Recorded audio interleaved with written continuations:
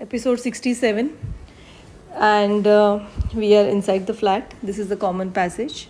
So wall panning of this area is left. You see a pocket above the door because that is the new door height. So old door is yet to be removed. In the kitchen area, you see all the carcasses being installed for the kitchen cabinets. The gas meter also have been installed, and everywhere there are a lot of carpentry structures lying. So that is the magic when the entire carpentry in the entire flat is going on. Each and every corner of the flat is occupied. Well, moving ahead, what you see is the living room and the dining area. So one wall of dining area we have completed the wall beautification part.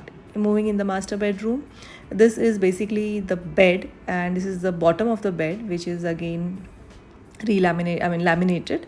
So as I told you, I prefer laminating each and every corner to make the carpentry foolproof. This is the kids bedroom also we have successfully completed most of the carpentry elements. There are the paneling work which is going on for the kids bedroom. So that's it for the day. So carpentry and wall panning, bit of civil work and electrical is going on. Thank you so very much. Do like, comment, share, subscribe.